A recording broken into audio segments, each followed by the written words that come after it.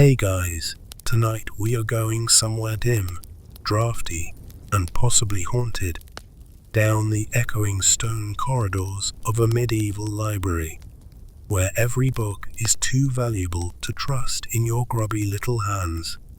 It smells like wax, ink, and quiet fear. A single candle flickers beside a chained tome that weighs more than your average cat. And no, you can't check it out. You can't even lift it. You're lucky if you're allowed to look at it.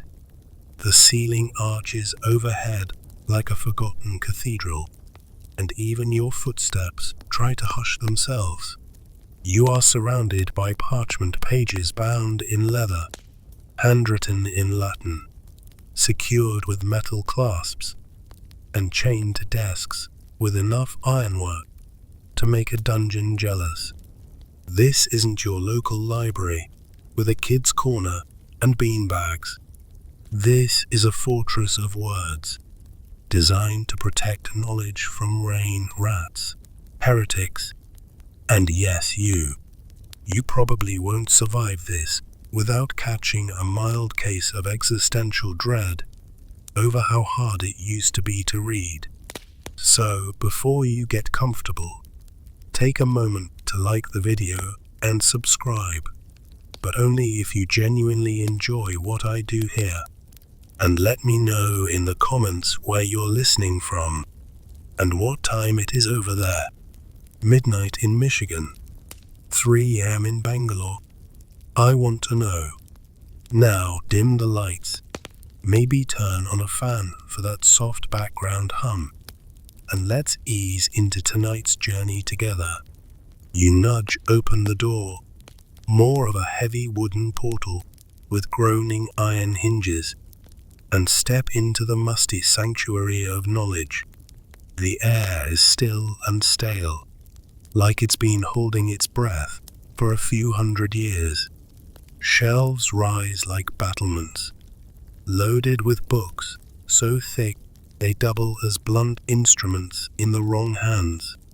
Some are open on angled reading desks, their pages weighted down with brass hands, their bodies bound to the desk by chains bolted into the wood. There's no mistaking it. These books are prisoners. You approach one, and the chain rattles softly, warning you not to get any ideas. It's not just for show. That chain is there because this book, despite its humble binding, is probably worth more than a house. Back in the medieval era, books weren't mass-produced or casually dog-eared. Every book was a labor of months or years, written by hand with painstaking care, sometimes illuminated with gold leaf. If someone walked off with one, it was a genuine catastrophe, not just for the librarian, but for the entire institution. Historians still argue whether these chains were more about preventing theft or preserving the aura of authority. Did the chains say, "Don't steal me," or did they whisper, "I am sacred and powerful, and you are not"? Either way, they worked. You step around a pedestal holding a particularly large tome, a glossed Bible, probably, and you notice how thick the chain is. Not delicate, not ornamental. This thing looks like it could anchor a rowboat. The clasp is a custom fit for the book's binding, drilled into the wood of the shelf or reading station, and long enough for the book to be read but not removed. It's like a leash for a very obedient, very ancient dog. It wasn't just about fear of theft, though. The chained library was also about access. The books weren't kept in locked chests or upper towers. They were out in the open, but carefully supervised. You could read, but you couldn't take. You could study, but only under the gaze of a librarian who probably doubled as a monk and possibly a part-time inquisitor. and the architecture reflects it. You move deeper into the room, and you notice how the desks are arranged, often fixed at right angles to the windows for optimal light. No overhead fluorescence here, just the changing moods of the sun, or failing that, a very smoky candle. Some desks even have grooves worn into them from centuries of elbows. It's comforting and sad, like discovering ghostly outlines of past readers frozen mid-sigh. The floor creaks under your feet, ancient wood that seems to protest your modern shoes. There's a ladder on wheels in one corner, though half the books here look like they'd win in a wrestling match. You can imagine a medieval scholar trying to climb it while balancing a 20-pound tome, praying he doesn't sneeze and collapse into blasphemy.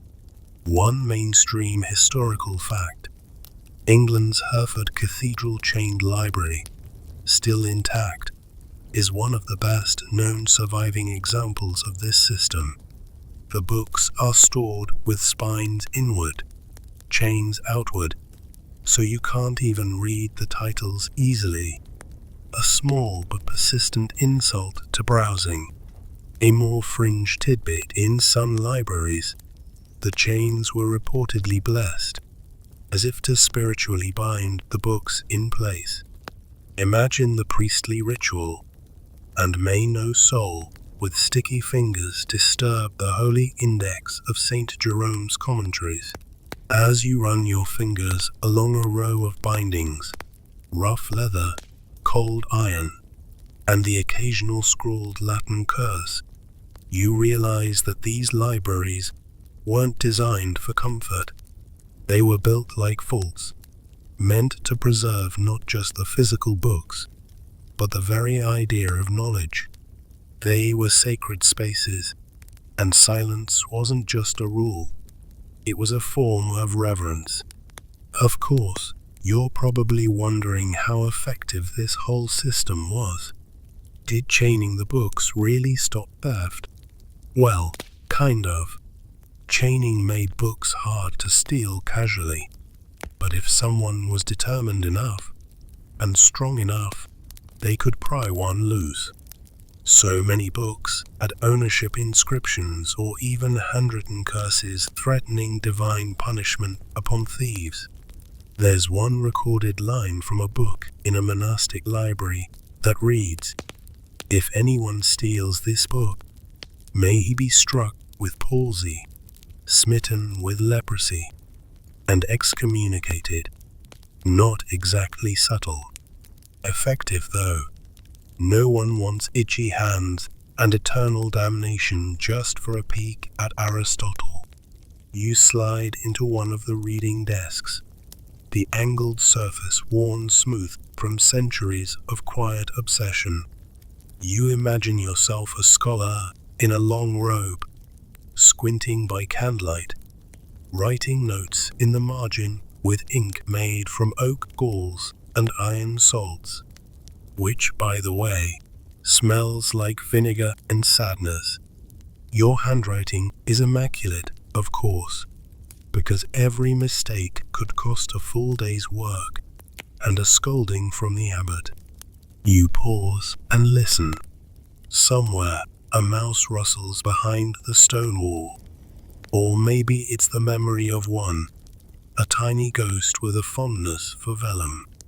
Rats and bugs were constant threats, and librarians used herbs and oils to ward them off. Lavender, rosemary, or bitter marjoram tucked between the pages. Picture a medieval librarian doing pest control with a bouquet instead of a trap. Even the layout of these libraries was defensive. Windows were narrow to prevent sun damage and discourage break-ins. Books were stored away from damp walls, elevated slightly to avoid rising moisture. Knowledge had to be kept dry, clean, and preferably chained down like a particularly shy dragon. You glance back at the entrance. No one else has come in, not even a ghost monk, humming psalms and judging your posture. You're alone in this temple of bound paper, iron links, and whispered memory. Your eyelids feel heavier. The flickering candle by your desk begins to blur. The air is so still. It's as if even time is being carefully catalogued. You're not sure how long you've been here. Hours? Days? Maybe since 1453. You close the heavy book in front of you. The chain clinks softly as it settles into place. A soft sound, like a metal lullaby. The library sleeps with one eye open. You stay where you are for a moment, slouched over the desk, like a particularly unmotivated scribe. The book in front of you is closed now, its chain curled protectively around the clasp, like a sleepy cat tail. The candle stub beside it has melted into a little wax crater, flickering like it's trying to decide if it should keep going or just give up. You decide to keep going, for now. You stretch, spine popping in ways that feel both medieval and mildly alarming, and glance around the library. The quiet isn't just silence, it's full-bodied, dense, almost chewy. You could slice it into polite little cubes and serve it at a monastery luncheon. In the far corner, you notice another chained book station, this one partially hidden behind a low stone archway. You shuffle over, your shoes scuffing on the uneven floor, as if your feet aren't entirely convinced they want to participate in whatever this is. This particular book is different, thinner, older. The chain looks newer than the binding, almost like it was added later, as if someone found this relic lying around and thought, you know what would really complete the vibe here? Restraints. It's easy to romanticize these libraries now, but the reality was a bit grimmer. They were dark, cold, and often a little moldy. If you were lucky, you got a sheepskin-lined robe, and maybe a cushion the consistency of a half-deflated turnip. There were no interlibrary loans, no snack bars, no quick Google search when your memory failed you. Just you, a book, and your own slowly freezing hands. Historians still argue whether the chain system was more about creating order or enforcing control. After all, these weren't public libraries in the modern sense. They were attached to churches, monasteries, or universities. Access depended heavily on who you were. If you weren't clergy, noble, or occasionally very lucky, those books were staying locked up tighter than a saint's jawbone reliquary. You lean in, squinting at the script. The handwriting is impossibly neat. Latin, again, because of course it is. Latin was the lingua franca of medieval scholars, precise, versatile, and useful for excluding literally everyone else. These weren't books for fun or fiction. They were tools. Theology, medicine, philosophy, law. Even the humor was dry. Drier than a monk's bread crust left on a windowsill in January. One mainstream historical fact. By the 13th century, universities like Oxford and Paris had begun to establish libraries with chained books as standard practice. Students and masters alike were expected to consult texts on site. No borrowing, no wandering off to study under a tree. Knowledge was fixed, physically and ideologically. You gingerly tug the book open, chain sliding with a faint metallic rasp. The pages inside are parchment, calfskin to be precise, smooth and creamy under the fingertips, though you imagine medieval scribes didn't spend a lot of time stroking pages unless they were feeling particularly whimsical. The ink has browned with age, iron gore ink doing what it does best, slowly eating the paper it was meant to preserve. Still, the words are legible. You admire the flourished capitals, each one illuminated in red or blue, occasionally adorned with a tiny creature, a curled-up dragon, a glowering monk, a pig playing bagpipes. You blink. No, really a pig. That's a thing. Marginalia had a wild sense of humor. Sometimes it's deeply theological. Sometimes it's just a rabbit jousting a snail. A more fringe tidbit. In at least one documented case, a scribe illustrated a particularly dull legal text with increasingly dramatic doodles of animals attacking knights. Some scholars think he was bored. Others believe he was making a point about the futility of law. You suspect it was mostly boredom, with a side of medieval burnout. You turn the page, and the chain tightens slightly, its full length reached. You can't read any farther without repositioning the book, but it's stubborn. The pages resist being turned flat. You have to prop them gently with your elbow while trying not to breathe too hard in case the whole thing disintegrates into dust and disappointment. Above you, the ceiling beams creak with the weight of age and woodworm. A single feather drifts down. Pigeon? Owl? Possibly divine omen. You shrug and move to the next chained desk, which features a book so large it appears to have developed its own gravitational field. It's a Lecton Bible, maybe. These were meant to be read aloud during services, not so much read as performed. You run a hand along the metal chain, smooth in places, rusted in others. Every one of these links was forged by hand, shaped in a smithy somewhere far from the candlelight and hushed reverence of the library. The blacksmith probably didn't know Latin.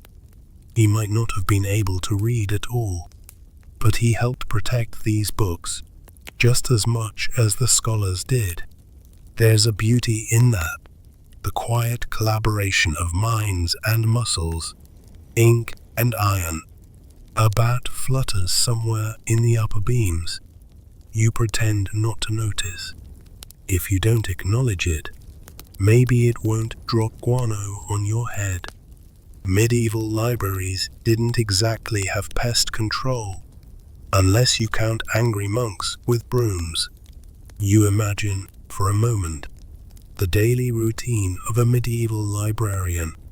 Wake before dawn, attend prayers, light the fires in the scriptorium, if there are any, check the books for damage or missing volumes, count the chains, inspect for signs of moisture or infestation, or, God forbid, unauthorized annotation.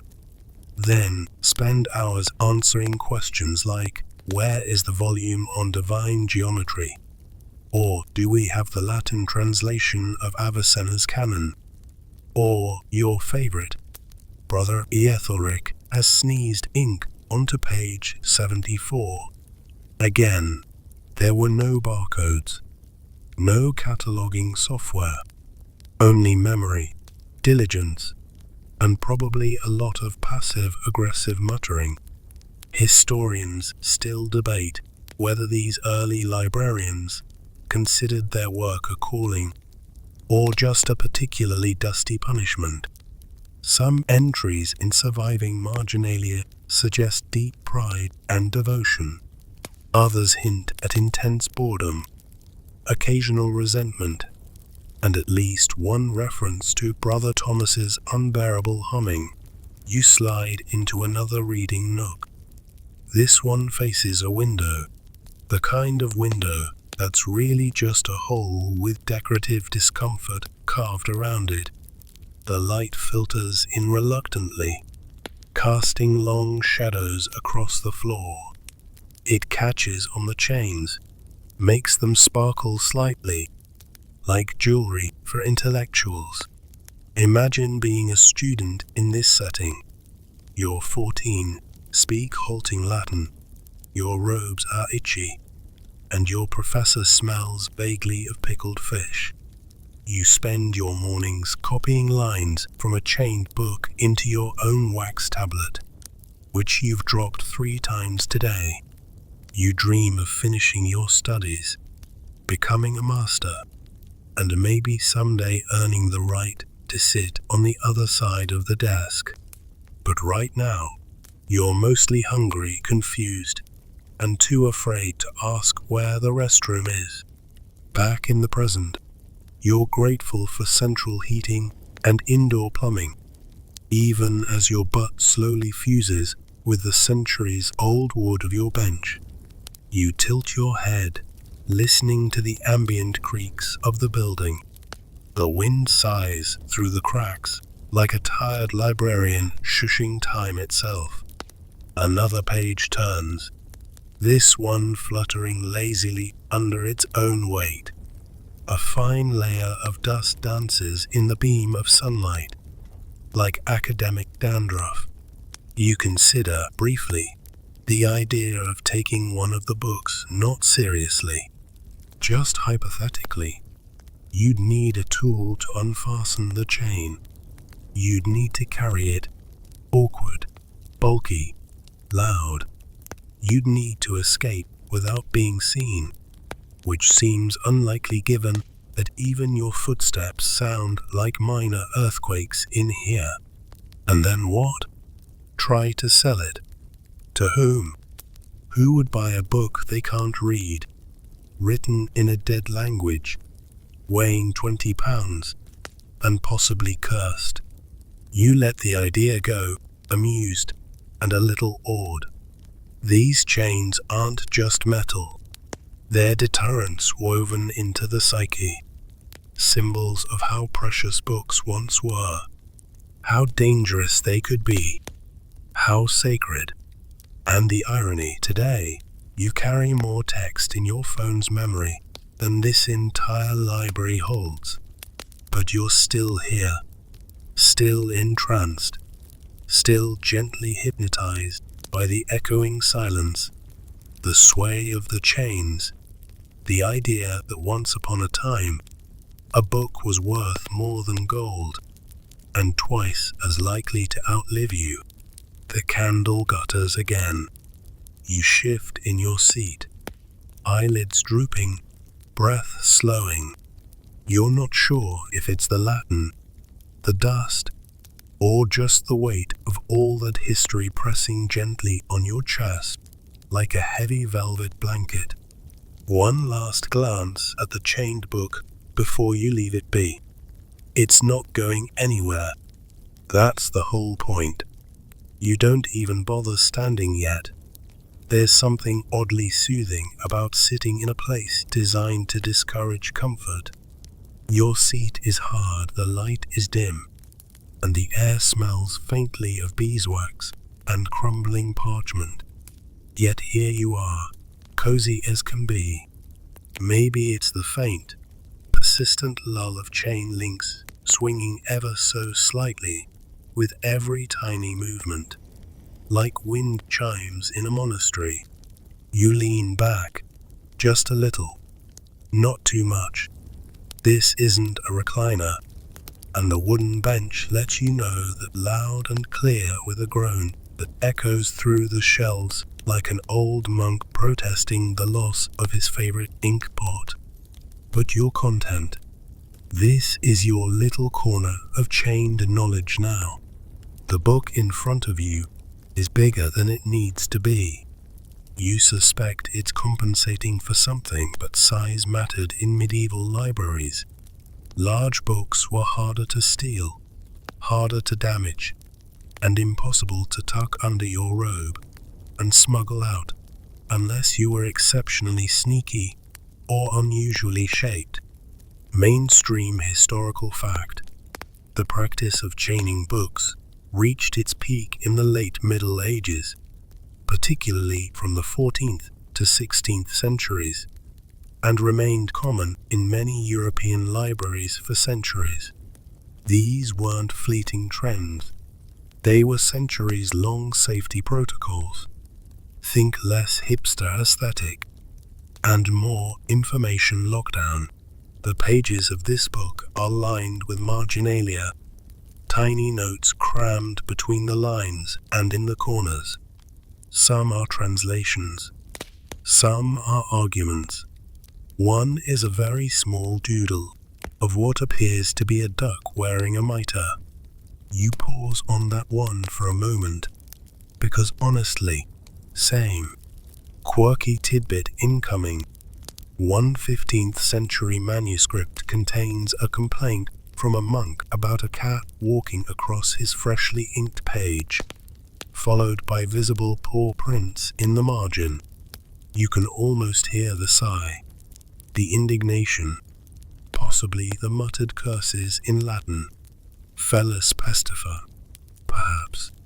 You move your hand toward the chain, almost without thinking. It clinks softly against the metal bracket at the base of the lectern. This is not just a random chunk of iron. It's a message. A quiet one, sure, but a message nonetheless. It says, you may read this, you may learn from it, but you may not take it. Knowledge is for the community, not for your personal bookshelf.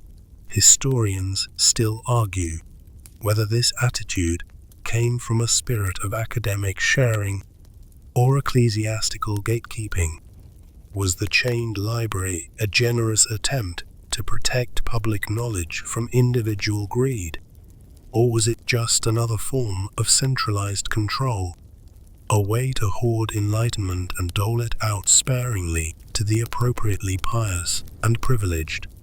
You rub your temple and decide not to pick a side. It's too late at night for philosophical discourse, and you're already several minutes past the optimal. Learn a fun fact and drift off point. Still, your eyes catch another volume, tucked halfway behind a pillar and secured with a chain so long and elaborate it could double as a piece of stage jewelry in a low-budget play about St. Augustine. You shuffle over. The book is propped open, left mid-chapter by a previous reader centuries ago, or 5 minutes ago, depending on how you feel about ghost monks. The script is Gothic, dense, dark, with those tight little spiky letters that look like they were invented by someone with a grudge against eyes. Yet there's beauty in the uniformity. The letters are soldiers, marching in precise formation. The scribe's work is so neat it almost looks printed, until you notice a single shaky stroke where, presumably, he sneezed. You sigh, a slow one, because the air in here is making your lungs feel like they're wrapped in a damp wool blanket. You start to understand why monks didn't live that long. There's a rhythm to this place, a hum beneath the silence. Books rustling ever so faintly, like they're whispering about you behind your back. Chains sighing under the weight of centuries. You wonder if the books get lonely when no one reads them for a while. Or maybe they're relieved. Maybe they're just tired. The light is fading again. Another candle needs replacing, but you don't move. The shadows get longer, softer. You trace the edge of the book's page with your finger, feeling the rough texture of parchment that once came from a very cooperative or very unlucky cuff. And then there it is, another marginal note, barely legible. This one isn't Latin, it's Middle English. A rare treat. You squint, parsing the flow. He who borroweth, and not returneth shall finish with warts on ye eye. Well, that's one way to encourage returns. This wasn't uncommon. Chained books were often accompanied by curses, elaborate poetic curses that promised divine retribution upon any would-be thief. Eternal damnation, skin diseases, bad luck for 7 generations, possibly scurvy. The curses weren't always subtle, but they were often funny, at least in a grim plague-era sort of way. Quirky or not, these curses worked, mostly. Theft still happened, but much less often than you'd expect in a time when books were literal treasures. Not metaphorical treasures. Literal. A single book might cost the equivalent of a small house, depending on the materials and the labor involved. That's right. You're petting a mortgage right now. Please be gentle. You close the book softly, letting the chain pull it snugly back into place like a sleeping dog curling up on its mat. It's secure, settled, not going anywhere. Across the room, a draft whispers through the stonework. You follow it toward a darker corner, where a less glamorous volume sits at the edge of a dusty desk. This one is shorter, bound in plain leather, the color of old tea. Its chain is stubby and rusted, barely stretching half a foot. Clearly, no one expected this book to be particularly popular. You flip it open. It's a treatise on herbal medicine. Ah yes, the 15th century equivalent of a web-made rabbit hole. Fever. Apply a poultice of crushed lavender and recite Psalm 42. Aching joints? Boil nettles in vinegar and whisper your confession to a goose. Possibly. It's not entirely clear. You stifle a laugh. The goose part might be a misreading, or maybe not. Historians still debate whether such medical manuscripts were truly effective, or more like placebo wrapped in prayer and wishful thinking. Some swear by their accuracy, pointing to ingredients still used in modern remedies. Others dismiss them as superstition dressed in scholarly robes, but there's no denying the care taken in copying them, line by line, error-free, as if health itself depended on precision. You leaf through the pages. Someone once cared about this book enough to lock it in place. Maybe a physician, maybe an apothecary, maybe a monk who kept getting splinters and wanted to try something new. Regardless, it's here, still, waiting, like a sleepy librarian who doesn't get many visitors, but is always polite. You sit again, settling into the rhythm of the place. Candlelight, cold air, chains creaking softly, books breathing. If books breathe, you think about your own shelves at home. Paperbacks piled sideways, the odd cookbook wedged next to a mystery novel, your cat occasionally knocking a volume of poetry onto the floor at 3 a.m.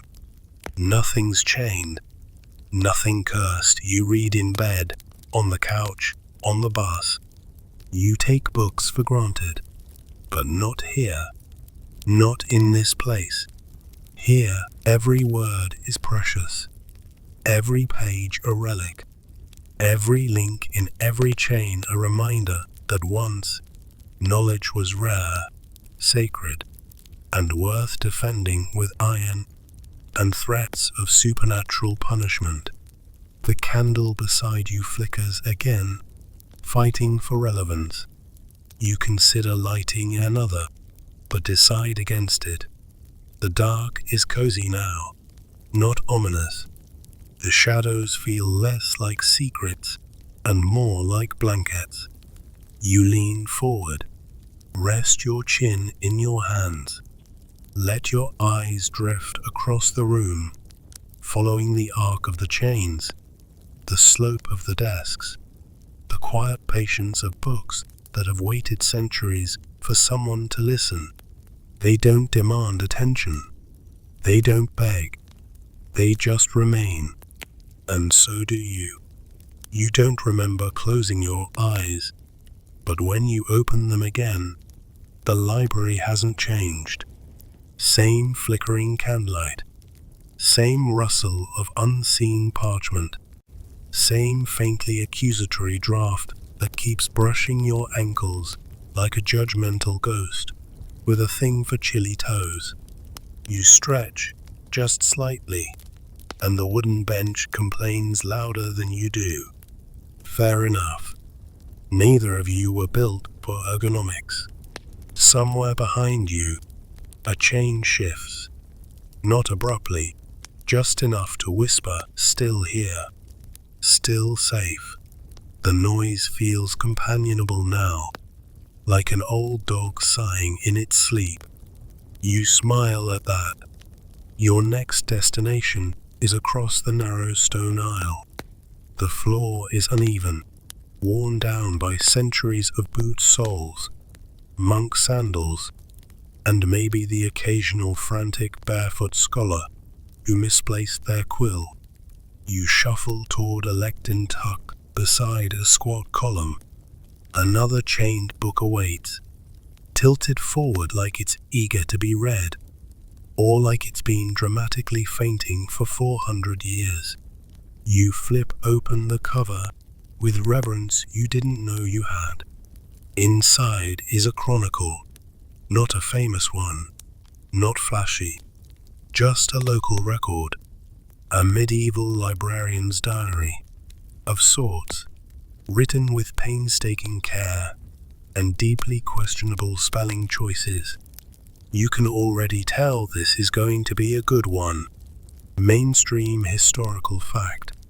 Many medieval libraries weren't just repositories of grand theological texts or classics from antiquity. They were often practical, grounded collections that included local histories, tax records, herbal guides, sermon notes, and commentaries from people who never dreamed their scribbles would survive the centuries. The author of this book seems to have been a librarian in a modest abbey. You read the first entry. The cow did scream this morning. Brother Wymond saith it be an omen. I think it be wind. You snort. Maybe softly. Maybe not that softly. 1 page later, there's a short list. Ink ingredients, quill maintenance tips, and a warning never to lend out the red dye, unless thee wanteth scandalous margins in psalms. You appreciate the specificity. There's also a diagram, a crude one, of a locking lectern. You run your fingers over it. This is the hardware behind the knowledge. The medieval security system. A small iron rod affixed to the desk links through a ring embedded in the book's spine. Sometimes it connects to a longer chain, looped through a series of rings bolted to the wall. It's not elegant, but it works. Quirky tidbit. Some books weren't just chained, but also required keys to open clasps. Yes, books had loss. Literal loss. So, if you thought losing your library card was bad, Imagine misplacing the one tiny iron key that opens a volume on theological debates about fish on Fridays. You close the chronicle gently and peer around the room again. It's oddly easy to forget time in this place. The hours don't pass, they loiter. You wonder how many books here have been touched, how many chains have gone cold from disuse. You wonder how many readers left fingerprints in the margins that no one ever cleaned. There's another desk, partially hidden behind a row of tall shelves. The shelves look sturdy enough now, but you spot shims jammed under one leg, probably older than your great-great-grandparents. Another chained book waits there, this one larger, flatter. A collection of sermons, maybe. Nope. You open it to find musical notation. Not the kind you'd see today, but square notes on 4-line staves, drawn with precision and reverence. You trace the lines. Someone once sang these, probably a group of someones, cloaked, cold, maybe half asleep, but committed. Historians still argue whether these music manuscripts were used exclusively in formal liturgy, or whether monks occasionally slipped in something a bit more upbeat during evening chants. You imagine Gregorian monks humming a sea shanty and decide to believe in that version. Even if it's pure fantasy, the chain clinks softly as you turn a page. This manuscript is full of notations in the margins, some in Latin, others in French or early English. There's a smudged note next to a particularly difficult phrase. Mistake not twice, brother. You wince in sympathy. Someone definitely messed up the Sanctus. You lean in, forehead almost touching the page, letting the warmth of the candlelight lull your brain into that delicious space between awake and dreaming. You can almost hear the chant echoing down the stone halls of a long-gone abbey, weaving through dust motes and candle smoke, a harmony of effort and devotion, recorded and secured, so it could outlast those who sang it. Another book nearby draws your attention. This one is thinner, but the chain attached to it is much thicker than usual. A little dramatic, really. You half expect it to be an exorcism manual, or a compendium of particularly cursed vegetables. But it's not. It's a legal text. Land grants, tenancy laws, declarations from local rulers. The kind of stuff that medieval bureaucrats lived for. Marginalia here is less whimsical, just a lot of C folio X, and writ annulled 1382. Yet even here, someone added a small sketch of what might be a sheep, wearing a crown.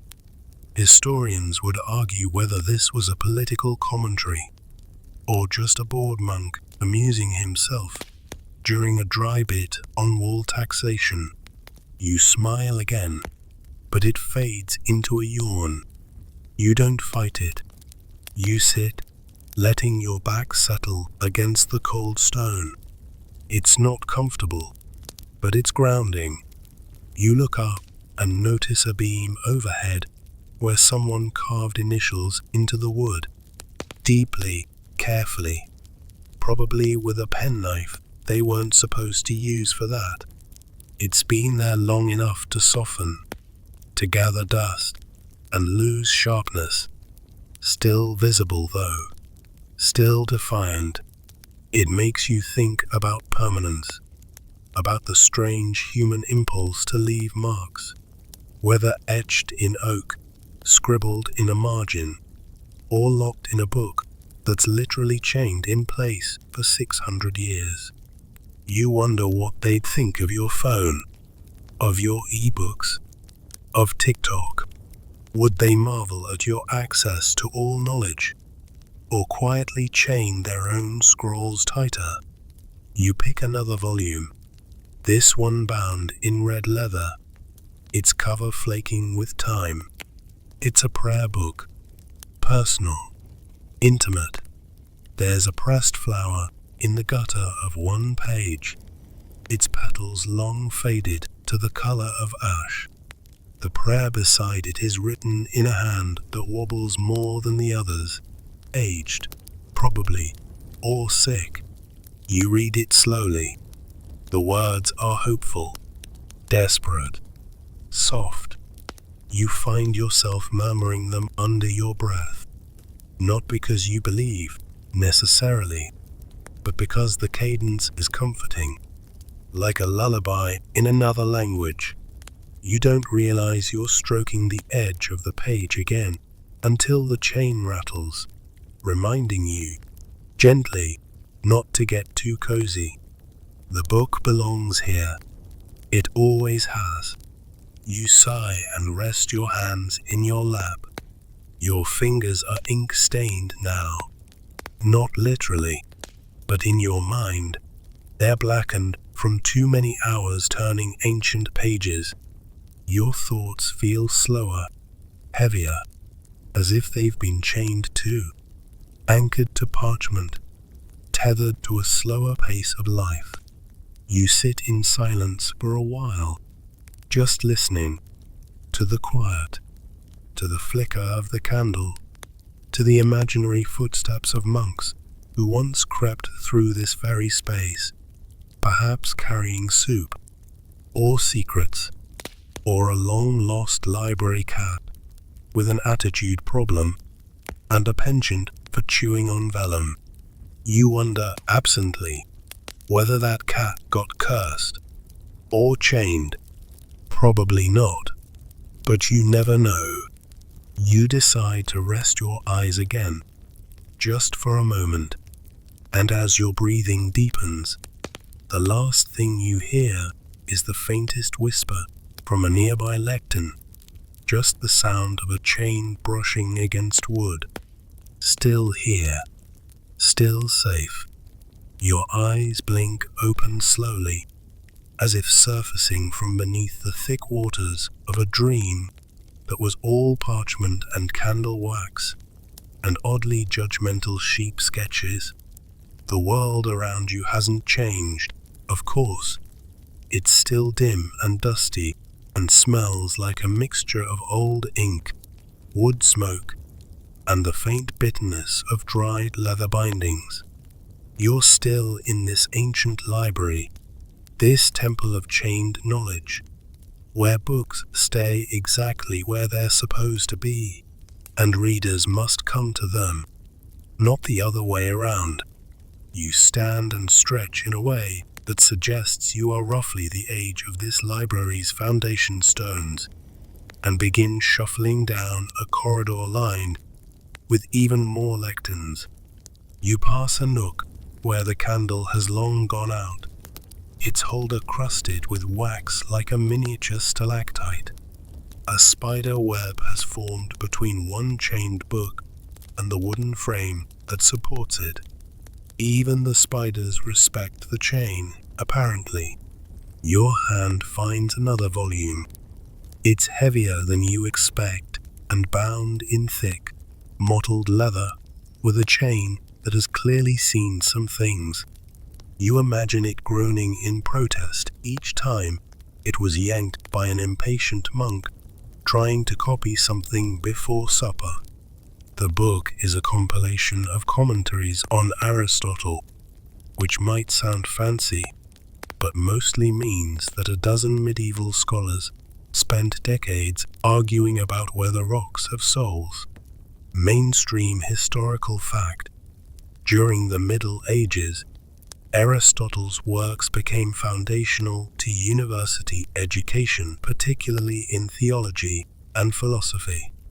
Scholars like Thomas Aquinas built entire frameworks of logic and doctrine around Aristotelian principles, and they wrote extensive glosses and commentaries to debate the finer points, often right in the margins of these hefty chained volumes. You open the book and are immediately bombarded by what can only be described as aggressive Latin. The handwriting is tight, disciplined, and only marginally more decipherable than an over-caffeinated doctor's prescription. You tilt your head, trying to read, and the chain clinks again. It always clinks. The debate you're reading seems focused on whether the intellect is a part of the soul or simply a function of it. The writer gets very worked up about this. There are underlined phrases. There are even little drawings, angry faces, a man possibly vomiting, and, most curiously, a snail jousting with a knight. You didn't expect medieval doodles to be this passive-aggressive, but here we are. Quirky tidbit: historians have found snail versus knight imagery scattered throughout medieval manuscripts, particularly in the margins. No one knows exactly why. Some think it's symbolic of humility or futility. Others argue it's just monks amusing themselves during boring transcription duty. Either way, the snails win in a suspicious number of these drawings. You run your fingers along the edge of the page, half amused and half intrigued. The chain tugs a little tighter than before. Maybe the book doesn't like you touching the snail. You whisper a vague apology and move on. Farther down the corridor, you find a shelf that's seen better centuries. A sag in the middle makes it look like it's exhausted. You sympathize. Here, the books are chained differently, not to individual lecterns, but to a long metal rod running across the top of the shelf. Each book has a loop on its cover, or spine, that attaches to the rod. You have to slide the book out a few inches, read while it dangles awkwardly, and then push it back. You try this method and immediately understand why medieval scholars had impeccable posture and poor eyesight. Still, the system works. The book you've selected is a bestiary, a medieval animal encyclopedia that is about 40% zoology and 60% religious allegory. You flip to a page depicting a lion reclining like a bored golden retriever. The text explains that lions erase their tracks with their tails to avoid being followed by hunters. Historians still argue whether this lion stealth story was meant literally or symbolically, or whether medieval people just believed animals were that dramatic. A few pages later, you meet the basilisk, a chicken-snake hybrid that can kill you with eye contact. You pause to reflect that this might be history's first recorded warning about toxic relationships. The basilisk is chained to the shelf too. It's unclear whether that feels secure or ominous. You back away from the bestiary shelf and shake your head. The logic of medieval thought was different, not worse, just rooted in a worldview where divine meaning soaked through every hoofprint, feather, and mushroom. A squirrel wasn't just a squirrel. It might also symbolize Christian vigilance, or temptation, or possibly gluttony, depending on who was doing the writing and how recently they'd been denied cheese. Another desk catches your eye. This one is low and wide, with a sturdy chair built into its frame. You sit and find a chained book that's more worn than the others, softened at the edges, spine cracked, chain almost polished from years of being tugged gently by eager hands. A lectionary. a book of readings for religious services, organized by the liturgical calendar. You leaf through and find notations, mostly practical things like read slowly or don't skip this part important. But there's something else. Initials, repeated in the margins, tiny and careful, in a corner where the illuminator's floral design gives way to blank space. AM, you whisper, not your initials, but somehow it feels like the book has a name, a personality. You wonder who AM was. A monk? A nun? A librarian with a particular fondness for ecclesiasts? You'll never know. But the chain has kept their legacy right here, where your eyes now follow the same passages. You notice now how the chains themselves vary, some rusted and thick like a prison shackle, others delicate, almost elegant. One is wrapped in fabric, where it meets the book's spine, like someone wanted to avoid damaging the binding. It's these small acts of care that stand out. The chains weren't just for theft prevention. They were about stewardship, about trust. This wasn't hoarding knowledge. It was protecting it from loss. Weather, fire, forgetfulness. You lean back, eyes fluttering. The flickering light catches the metal of a nearby lock plate. There's an inscription too faded to read. Maybe it's a prayer or a curse, or someone's very medieval idea of a joke. Another book is chained inside a wooden box. You open it carefully, and within lies a set of medical texts. Not the practical kind, but theoretical ones, humorism mostly. You read a passage explaining how melancholy could be cured with music, oranges, and exposure to the color blue.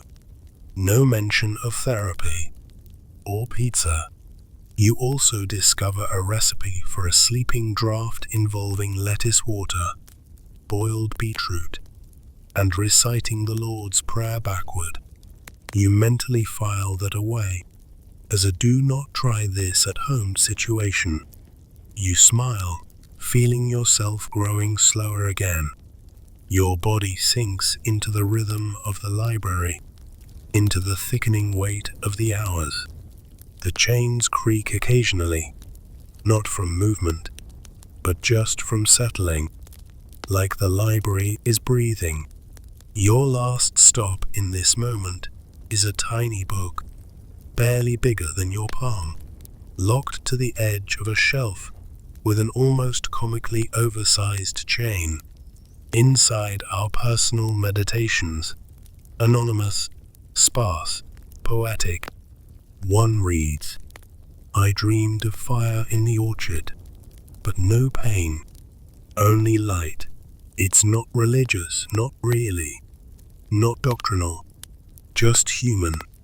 You hold it close without removing it from the chain, as though the words might flutter away otherwise. And maybe they would. You close it softly and rest your head on the table.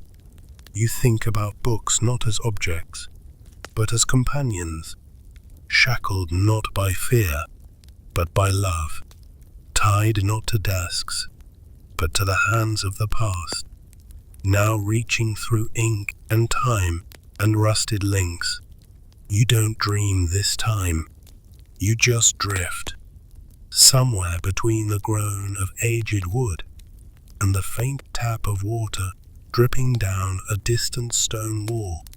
You stir, your fingers trail the edge of the reading desk as though they're still tracing letters, even in sleep. When your eyes open, the candles have burned lower, the shadows grown longer, and you have somehow adopted the posture of a curled cat. You stretch again, regrettably, like someone who's just remembered they left their tea too far across the room. The books wait. still chained, still whispering. You wander again, your gait slow, perhaps even slower than before, as though each step has to pass through 10 centuries of dust and forgotten footfalls. The chains clink gently behind you now, like faint wind chimes made by a very patient blacksmith. You turn a corner and find something odd.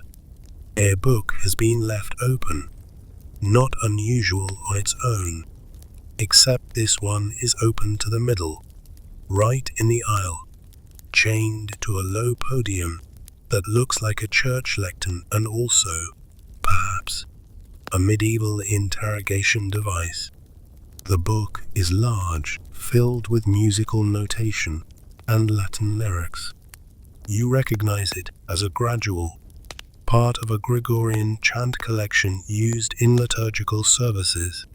Mainstream historical fact: medieval libraries in monasteries often included vast collections of music manuscripts, many handwritten and illuminated by monks trained in both theology and music. Gregorian chants, with their eerie, smooth melodies and modal structures, were central to monastic worship, and their notation evolved alongside the development of the musical staff system we still use today. You try humming one of the phrases, your voice trembling in the damp air. It echoes strangely, as though the library itself remembers the tune and chooses to hum along. You're not particularly religious, but the sound wraps around you like a lullaby wrapped in wool and parchment. Now, over here, wedged awkwardly in a display case, is a strange volume that doesn't quite match the solemn vibe of the room. It's smaller, hand-sized, and its spine is nearly broken from excessive use. The contents? Recipes. Yes, medieval cookbooks existed. This one includes such delicious suggestions as roasted peacock, with the feathers put back on afterward for flair, almond milk porridge for fasting days, and something called green sauce, which is basically what happens when herbs stage a coup in a mortar and pestle. Quirky tidbit: one medieval recipe advises sprinkling powdered unicorn horn into your food to ward off poisoning. Of course, unicorns not being abundant even back then, it's believed this was just very expensive ground-up gnarl tusk. Still, dramatic flair. You tilt your head at another page describing a meal suitable for Lent. Fish, onions, and vinegar soup. You wonder, briefly, how many monks truly repented versus how many just regretted dinner. And yet here the book sits, chained, cherished, preserved, not because it contains eternal wisdom, but perhaps because Brother Ethelred really loved that onion soup. Maybe that's enough. Beyond the cooking section, if we can call it that, you find a tucked-away space that might have once been reserved for higher clergy or visiting scholars. The air is cooler here, the shelves are more refined, and the books bear more embellishment. Gold leaf, dyed parchment edges, carved wooden covers. Their chains are finer, too, more like necklaces than shackles. You open one and discover not theology or law, but jokes, or rather, collections of exemplar, short moral tales used by preachers to illustrate their sermons, often with a heavy dose of humor, irony, or outright absurdity. One story features a donkey that accidentally becomes a bishop's mount and is treated with divine reverence for weeks before anyone realizes they've been worshipping the wrong end of the processional. Historians still argue whether these tales were primarily intended for entertainment, instruction, or as mild social satire. But what's certain is that monks, those solemn scribes of divine doctrine, loved a good punchline. You chuckle just loud enough to scare off a nearby moth, and move on. You find another chain, this one connected to a cabinet rather than a book. A locked cabinet. Intriguing. You tug at the chain and it doesn't budge. The keyhole is ornate, shaped like a flower blooming from iron. There's no key, of course. There never is. You stare at it long enough to feel the whisper of a story behind it. Perhaps a book once kept inside was controversial, or precious, or both. Forbidden texts, maybe. Apocrypha, or some early astronomical treatise that dared suggest the Earth wasn't the center of the universe, and got promptly chained into silence. Or maybe it was just Brother Edmund's personal diary, and he got tired of the others reading about his dreams of flying potatoes. We'll never know. Back out in the main hall, you pass a book that seems unusually short on pages. You flip through and realize it's been censored, passages blotted out, words scraped off with a knife, entire folios removed. The chain holds what's left. It's a sobering reminder that not all chains in this place are physical. Some are political, ideological. You're looking at a book that survived a purge, but only partially. You pause a moment longer than usual here, touching the scarred vellum gently. The past doesn't always speak clearly, but sometimes silence shouts. You take another detour, because detours, like library corners, are where the magic hides. In a narrow alcove, you discover a scriptorium replica, likely reconstructed to demonstrate how books were made. There's a bench, an inkpot, and a wax tablet with a stylus. A replica of a chained codex lies half-finished on the desk. You sit, hesitantly, and imagine the hours a monk might spend copying a single passage. Dip quill. Write. Blow. Blot. Stretch hand. Chant psalm. Dip again. Repeat. Day after day. Mainstream historical fact.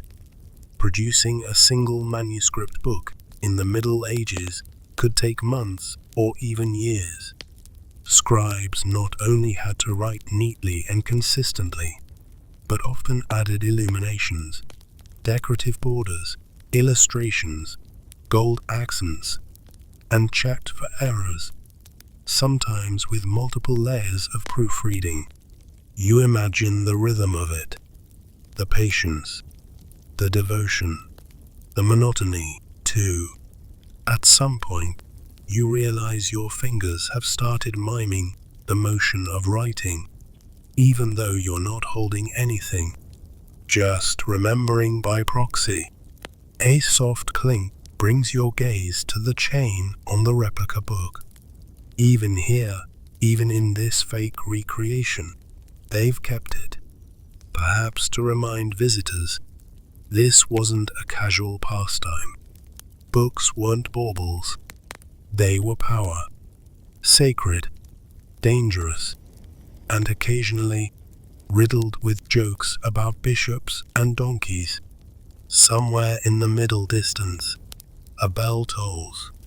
Not loudly, not as a summons, just the gentle knell of time slipping forward. You follow it to a side room. Here, the air feels different again. Drier, older, somehow tinged with smoke that isn't quite there. This room houses damaged books, singed edges, water stains, crumbled corners. Some chained, others not. All survivors. You hold one with only half its cover left. The title is unreadable. The contents: medical advice from the 14th century, now brittle and brown at the edges. It warns about the dangers of bathing too often, offers dubious counsel about bloodletting on Tuesdays, and insists that cheese can lead to melancholia if consumed in excess. You close it gently. You whisper, "Noted," to no one in particular. Your feet begin to feel heavy again. The wandering has become slower. You've adjusted to this place's gravity, the pull of age, the mass of memory. As you step back into the main hall, you notice the chains no longer feel ominous. They're just part of the furniture, part of the rules. You might even miss them when you leave, though you can't quite imagine leaving just yet. There's still more library ahead, more clinks, more ink, more quiet laughter hidden in medieval footnotes. But for now, you sink onto a bench, your back to a wall, your eyes tracing the arc of a chain disappearing into leather and oak, and you wait for sleep to find you again. The scent of dust and ink has become familiar now, less an intrusion, more a kind of aromatherapy for the particularly history-obsessed. You shift on the hard wooden bench, arms folded, eyelids drooping, but something pulls you up again. Not a loud noise, not a ghost, just the rustle of a page somewhere behind you. It's probably nothing. It's always probably nothing. And yet, you rise. The hall ahead feels longer than it did before. Maybe the room has stretched while you dozed. Maybe your legs just need a little more convincing. You pass the familiar procession of chained books again, but now you notice something else. The inscriptions. Small labels affixed to the stands.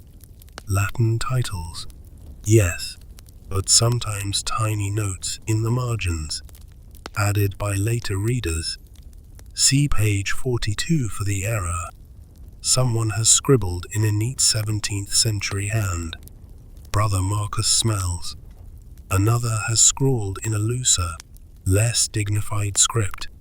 You chuckle.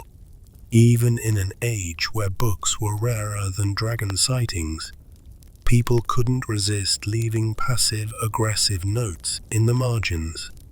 Some things, truly, never change. Mainstream historical fact. Medieval books often included marginalia, notes, doodles, even commentary, added by readers across generations.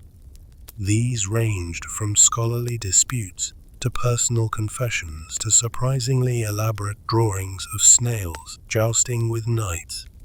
Sometimes the doodles seem completely unrelated to the text, as though the scribes were just bored or delightfully unhinged. You run your finger down the side of one such drawing. A nun chasing a demon with a rake. The demon appears to be stealing cheese. Quirky tidbit. Cheese theft was apparently a serious offense, even in the spiritual realm. Your footsteps echo slightly now, as you enter what feels like a transition space between two wings of the library.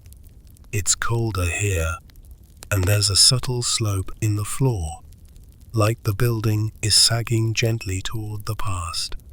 You arrive at what must once have been a reading room, or more likely a study carrel partitioned for silence and solitude. Several small desks sit in cramped wooden cubbies, each one with a book chained to its center. You sit at one, peering into the near darkness, as though waiting for the manuscript to tell you a bedtime story. This particular book is a book of hours, a type of devotional text used by laypeople for personal prayer. It's adorned with lavish illumination, blues so rich they seem wet, gold leaf that glows even in the candlelight. Every page is bordered by flowers, birds, strange creatures playing lutes, and saints looking serenely exhausted. Mainstream historical fact. Books of hours became extremely popular in the later Middle Ages, particularly among the wealthy. These personal prayer books allowed non-monastics to follow a daily schedule of devotion. Their decorations were not just artistic flourishes, but visual meditations intended to help guide spiritual focus. You tilt the book to catch the light, and for a moment the gold gleams like it's breathing. Then you notice a small inscription, Latin again, something about protection from book forgetfulness. Apparently, even in the 14th century, people worried about reading the same paragraph 10 times and retaining none of it. You offer a sleepy salute to your medieval kindred spirits. At the next desk, another book, but this one feels different. The cover is rough, undecorated, purely utilitarian. The text inside is dense, tightly packed, and clearly written in a hurry. No gold, no snails, just words. This, you realize, is a legal codex, perhaps a copy of canon law, or a record of monastic rules. There's even a tally of borrowed books on the last page. Names, dates, and if you squint hard enough, what might be a passive-aggressive reminder to return them on time. Return by Michaelmas, or be cursed thrice. Nice. Historians still argue whether these medieval borrowing records were strictly enforced or largely ceremonial, but the threats were certainly vivid. Divine wrath is a strong deterrent for overdue books. You imagine a monk creeping into the library late at night, eyes wide, clutching a long overdue volume like it's cursed treasure. Please forgive me, brother librarian. I didn't mean to forget. There was a plague. You grin. The library accepts the apology silently. Continuing past the carols, you reach what must once have been a cataloguing station.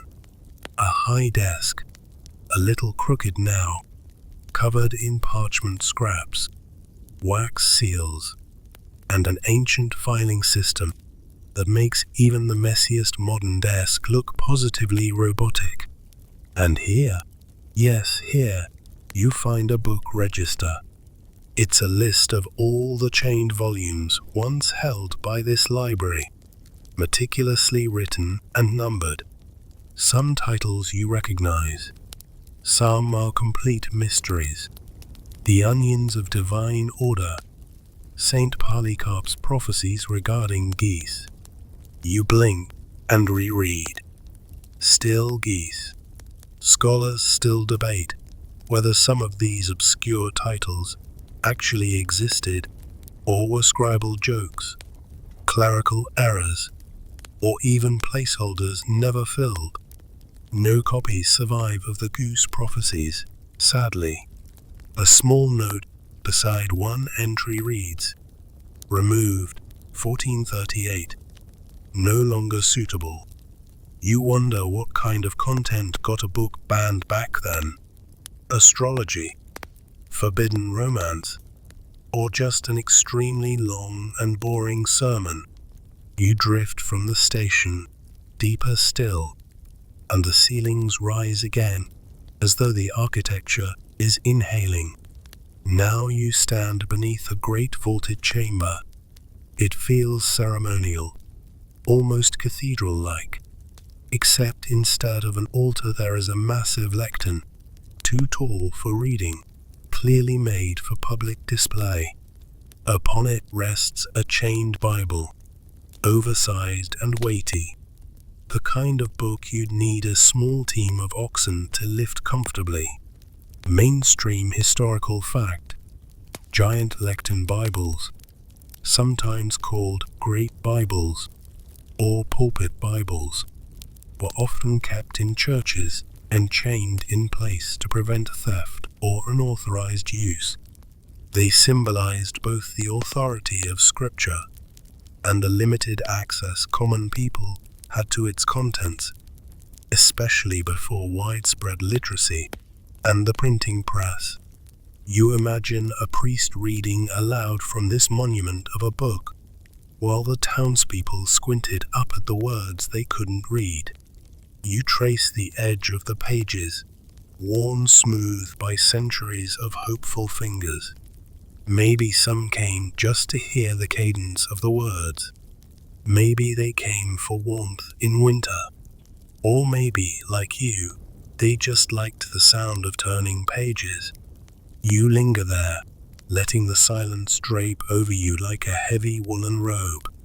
A single candle flickers, casting golden waves across the great book's surface. Just to the side, a small plaque explains that the chain mechanism was once locked into the stone of the lectern. Removal would require destruction. Seems extreme, but when books cost as much as a horse, maybe it made sense.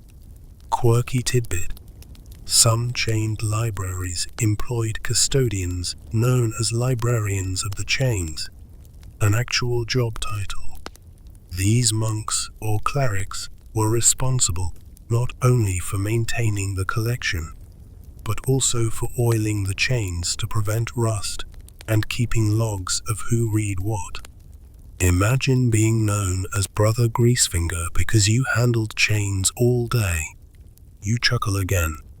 The library doesn't mind. You find a seat against the wall, possibly where a scribe once sat to proofread another's work. A small candle stub burns next to it, although you're fairly certain no one lit it recently. The pages of this place keep turning, even when no one's watching. You let your eyes wander up to the ceiling. Stone ribs curve like the bones of a giant whale. The echoes of time flutter through the rafters. Somewhere far above, a bird calls. Maybe a real bird. Maybe just a memory of wings.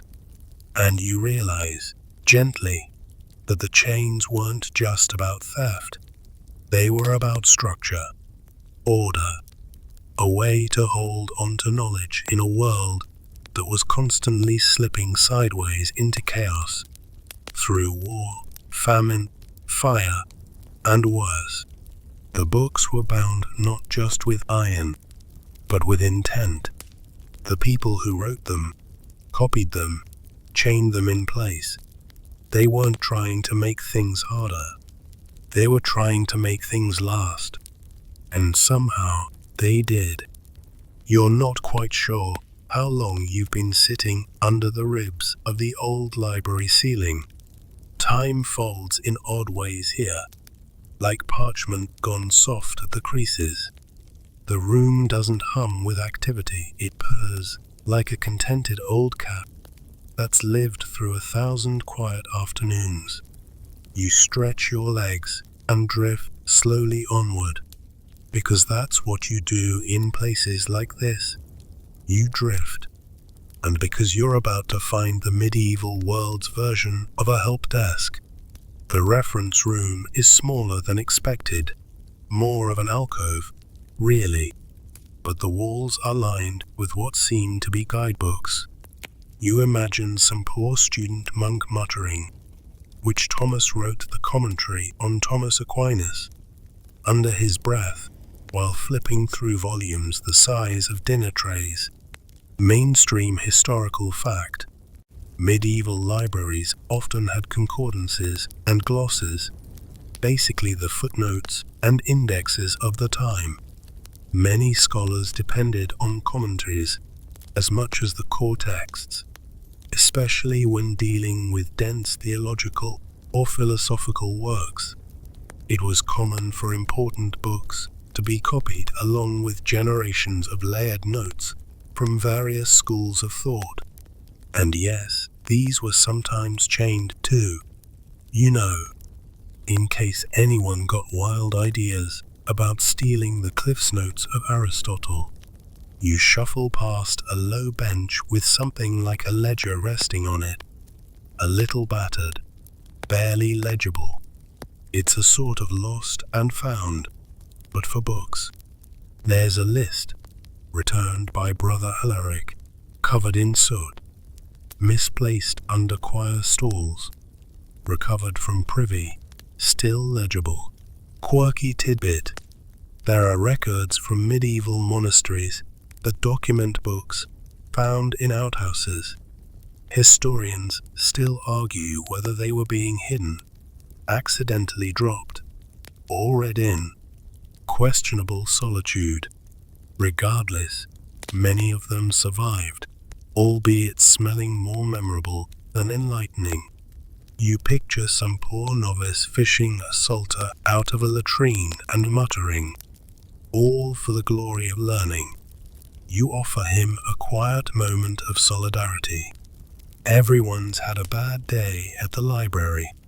Past the reference section, your path curves down a slightly sloping corridor.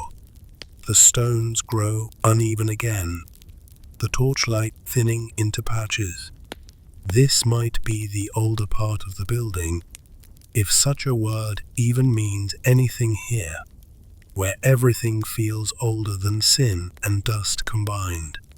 And here they are, the scribes' alcoves, tucked behind arches and half walls. These workstations are tight little pockets of focus. You step into one. It smells faintly of beeswax and ink, long dried, but not forgotten. The desk is just big enough for a single volume, with grooves in the wood worn smooth by elbows and frustration. A half-full inkwell still rests in the corner. A feather quill lies beside it, stiff and brittle. You pick it up carefully, as if it might still contain the memory of a sentence never finished. Mainstream historical fact: scribes in medieval monasteries were responsible not just for copying texts, but for illuminating them, adding decorative initials, marginalia, and sometimes full miniature paintings. It was a holy task, seen as a form of worship, but that didn't stop them from occasionally adding complaints about cold fingers, bad eyesight, or confusing handwriting in the margins. You glance at a page left behind, barely started, its top corner bearing a scribbled note, Oculi fortigoti, Dominus miserere mei. Eyes exhausted. Lord, have mercy. You whisper quiet, Amen. Nearby, one alcove has a stack of blank parchment, carefully measured and lined. The process of preparing parchment, stretching, scraping, curing, was long, tedious, and slightly gross. Animal skins, mostly from sheep or calves, were the standard. You try not to think too hard about whether your current seat was once alive. Probably best not to ask. Historians still argue whether scribes deliberately introduced tiny errors into texts to identify copies made from them, or whether human fatigue and ink smudges simply got the best of even the most disciplined monks. Either way, no two manuscripts were ever truly identical. You trace the groove of a letter half carved into the parchment, a sweeping Q with a long tail like a dragon's, Perhaps this one was destined to begin a question, or a queen's name, or just a quote about cheese. You'll never know. You keep moving. The corridor narrows again, almost comically. You have to turn sideways to squeeze past one particularly eager wall. It's like the stones are trying to whisper secrets you'll only hear if your ear gets close enough. You emerge into what looks like a storage area, though not for books. Here lie the tools of the trade, a medieval office supply closet. There are penknives, used for scraping away errors, styluses for pricking guidelines into parchment, pots for ink and powder, a drying board where pages once rested in silence, waiting to be stacked and sewn into place. Quirky tidbit: scribes often kept pumice stones on hand, not for their feet, but to smooth the parchment and sharpen their quills. A gritty, glorified medieval eraser. One wrong stroke of ink, and it was time to start sanding. You find a tray of dyed threads, once used for binding pages into quires. Some are red, some blue, all are faded now, like tired rainbows. In the corner is a small wooden frame, maybe a book press. You gently set your hand on it, imagining the weight, the creak of wood, the hush as the book took its final form under pressure. You close your eyes for a moment, and the room seems to inhale with you. The tools may be silent now, but the work echoes through every wall. Books were not just read, they were grown, built, stitched, chained, and guarded like holy relics. And yet, you smile, because it all feels so human. Someone spilled ink here. There's still a dark blotch, where a frustrated scribe probably slammed his pen down and muttered something decidedly unholy. The past was messy, and wonderfully so. Beyond this chamber, another doorway opens, arched but cracked. You push it gently, and it swings with a squeal like a disappointed cat. The air changes. This room is darker, deeper, quieter than the others. It feels sealed, protected, like you've just stumbled into a sanctum within a sanctum. The shelves here are older, dustier, the chains thicker, and the books, they're different. These are the forbidden texts. Mainstream historical fact. Many medieval libraries kept restricted sections. Books considered dangerous, heretical, or simply too fragile for common use. Access to these was limited to high-ranking monks or scholars, and often required special permission. Some books were locked away because of controversial content: astrology, alchemy, non-Christian philosophies, or competing theological interpretations. You step closer. One book, its leather cover cracked like old bark, bears no title, only a symbol burned into the spine, a sun surrounded by eyes. Not creepy at all. Another is written in Greek, a language once considered suspect in the Latin West. Another still has a faded warning in Latin: "He who opens without calling shall suffer blindness of mind." You decide not to open that one. Historians still argue whether these warnings were superstitions, deterrence, or symbolic commentary on the contents within.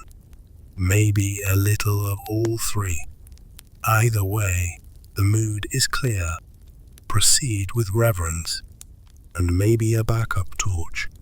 You feel a strange sort of respect here, Not fear exactly, but the sense that some ideas were powerful enough to warrant chains for different reasons. Not to prevent theft, but to prevent mishandling. You bow your head slightly, not for the threat of curses, but for the effort it took to preserve things that once terrified the minds of entire communities. You leave the restricted room slowly, like backing away from a sleeping animal. The door creaks shut behind you, and the library exhales again. The corridor bends one last time, before widening into a grand hall lined with benches. You recognize this place. It's where scholars once debated, discussed, maybe even argued over what counted as truth. Now, it's just you and the weight of stories inked onto parchment that outlived their authors. And maybe that's the magic. The words stayed. The books stayed. Even when the people didn't. You sit again, letting your breath settle, hands resting gently on your lap. The chain attached to the nearest volume hums faintly as it sways. The library hasn't lost its grip. Not on the books, and not on you. The bench beneath you groans, and it's not just you imagining it. Medieval wood had a tendency to hold grudges, especially against modern backs unaccustomed to upright contemplation. You shift slightly, stretch your shoulders, and glance once more at the nearest book chain swinging ever so gently, as if someone had just left, or maybe was never there to begin with. You rise again, not because you want to leave the bench, but because the next hallway draws you forward like a whisper through the stacks. The air changes with every step, cooler now, and drier, dustier too. You sniff once and taste the faint tang of old ink and preserved leather. This wing is dedicated to cataloguing, or what passed for it back, when everyone named their books things like on the nature of that which is, probably, and it wasn't uncommon for several volumes to be named exactly the same thing, but written by completely different people. Mainstream historical fact. Medieval libraries often used chained or stationary systems, where books were organized by subject matter rather than author. Early cataloging wasn't alphabetical, but thematic. Philosophy here, theology there. Astronomy awkwardly sandwiched between both depending on the monk's mood. You trail your fingers along a wooden placard that reads, De Natura. That's it. No author. No volume number. Just the maddening ambiguity of a world where titles weren't copyrighted and Aristotle, Plato, and random guy from the abbey next door all wrote things with eerily similar names. Quirky tidbit. One medieval catalogue lists a book as a large tome bound in red leather. Smells of apples. Contains very confusing ideas about wind. Scholars still haven't found the manuscript, but let's be honest, aren't you dying to read it? You imagine the librarian who wrote that entry sighing into his quill, unsure of whether the author was a genius or just deeply gassy. There's a narrow case here, glass covered, though you suspect the glass was added centuries later. Beneath it lies a catalogue scroll, tightly wound and tied with a fraying ribbon. You resist the urge to unroll it entirely, instead reading the edge of the visible script. A listing reads, Item, on Lent and its discomforts, noted with marginalia about pickled fish and regret. Another, how to determine the date of Easter without crying includes diagrams, none of which help. And another, book missing. possibly stolen, possibly used as tray, possibly never existed. Historians still argue whether some catalogue entries were clerical jokes or earnest mistakes, especially when paired with vague notations like, "I think Brother Eeldwine had it. Ask him." Several catalogue scrolls have margin notes that simply say, "Oh no," next to items that vanished for decades. You make a note mentally that library administration has always had its moments. Further down the hall is a different kind of room. This one's darker, not because the light is poor, but because the walls are made of thick oak panels from floor to ceiling, each lined with high, narrow slots. They are the desks of catalogue monks, those brave souls who tried to impose order on a world of chaos, one inkblot at a time. You imagine one hunched in the corner now, muttering softly about misfiled commentaries, while chewing a quill that's seen better centuries. Mainstream historical fact. By the late Middle Ages, some libraries used chained bookcases with built-in catalogues, usually large folios mounted on stands or shelves nearby. These catalogues included shelf numbers, chained locations, and general descriptions of texts. But uniformity was rare, and much depended on the whims of the head librarian. You pause by a desk where the edge of a parchment sheet peeks out from a drawer left slightly open. Carefully, you ease it out. The handwriting is tiny but legible, a neat hand with the occasional splash of frustration visible in extra forceful strokes. It's a borrower's log. Names, dates, reasons. Brother Cedric borrowed for sermon preparation. Returned damp. Matilda of York referenced for treatise rebuttal. Complained about rat smell. Unknown removed without notice. Suspicion of alchemy. You tilt your head. Suspicion of alchemy. You glance around as though you might catch a faint shimmer in the air, or detect the scent of sulfur and hubris. Quirky tidbit. Alchemical texts were among the most inconsistently catalogued in medieval libraries, sometimes shelved under philosophy, sometimes under medicine, and sometimes hidden behind false bindings labeled with innocuous titles like Sermons, Volume 4, to keep prying eyes, or Inquisitors, at bay. You make your way around the edge of the room, running your palm along spines now too fragile to open. One book is so swollen from humidity, it looks like it's trying to escape its own cover. Another bears a title plate with only the word various, which could mean anything from a collection of sermons to the monk's personal dream journal. Historians still argue whether certain book groupings were based on intellectual intent or sheer accident.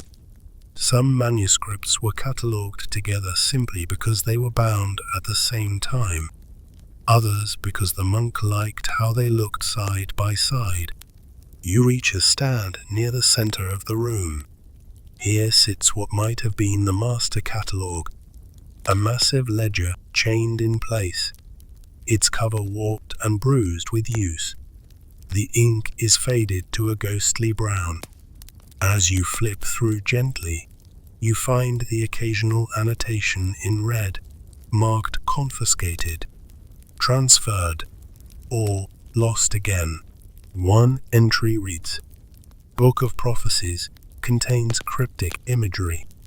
One page apparently predicts Brother Walter's rash. You blink. You kind of wish you could meet Brother Walter. You imagine a tense librarian debate over whether rash predictions qualified as heretical prophecy or just unfortunate dermatology. And then something catches your eye. A small sigil in the margin, a crescent moon unclosed by a triangle. You've seen that before. Back in the restricted room, the same symbol had been stamped into the spine of one of the forbidden books. So what is it doing here? You look closer. The page lists the title as Liber Umbri Translations from the Eastern Library, Language Unknown, and in red ink beneath it, chained twice, Do not lend. Under no circumstances place near heat or water. You can't help it, you chuckle. Not because it's funny, but because there's something incredibly relatable about ancient librarians treating a book like it might explode if left too close to the fireplace. You turn the page. Another red inked warning. Consult Brother Marcus before opening. If Brother Marcus is unavailable, consult no one. You like the drama. You respect the boundaries. But you also can't help wondering how many monks opened it anyway, just to see what the fuss was about. Your steps carry you out of the cataloguing chamber and into a narrower stairwell. It winds upward, creaking, groaning, protesting your modern ankles every few feet. At the top is a small landing with a window so high you can barely see through it. The light, though faint, glimmers like melted silver on the floor. This is where they kept the private reading niches. And you, lucky you, have found one with an intact chair. Mainstream historical fact. Medieval libraries sometimes offered small, unclosed reading stations, especially for scholars of higher rank or nobility. These desks were often built into the walls, with just enough space for a person, a book, and a candle. It wasn't cozy, exactly, but it was private, and in a time when most people couldn't read, privacy for reading was considered a luxury. You settle in. The desk is scratched with initials and tiny drawings. A fish, a tree, a circle that might be a face or a forgotten saint. Someone carved the words "Sparrow" here, Latin for "I hope." You exhale slowly. The candle stub on the desk is long dead, but you light an imaginary one in your mind. Flame flickering, pages rustling. A breeze hums softly through a gap in the stone wall. Not cold, just present. The book in front of you has no title, no author, just blank pages. You imagine filling them. Words about today, about wandering, about dust and ink and time that loops like ribbon. Historians still argue whether the blank volumes found in some libraries were meant for new works, copy practice, or the scribe's personal thoughts. Maybe all three, maybe none. Your hand rests flat against the parchment, warm somehow. Or maybe that's you, leaving a small trace of yourself behind. And just for a moment in this quiet niche above the whispering shelves, you feel as if you belong here, like you've always belonged here, like you are just one more reader in a long, unbroken chain. You step down from the reading niche, the faint creak of the wood beneath your feet fading into the silence. The scent of old paper and polished wood lingers, wrapping around you like a familiar shawl. It's hard to imagine that just a few centuries ago, this very place was a bustling center of scholarship. Silent, yes, but alive with the scratch of quills and whispered debates. Now, your footsteps lead you to a vast chamber dimly lit by stained glass windows that throw kaleidoscopic colors onto the stone floor. Here, the atmosphere feels heavier, more solemn. This is the sanctuary of the chained books, a room dedicated to the rarest, most valuable volumes, books so precious they were literally tethered to their shelves, their chains rattling faintly like the heartbeat of the library itself. Mainstream historical fact: the practice of chaining books, known as booklocking, was common in medieval Europe, especially from the 13th to 16th centuries, because books were handwritten, expensive, and labor-intensive to produce. Chaining them prevented theft and ensured access to all visitors without the loss of these prized possessions.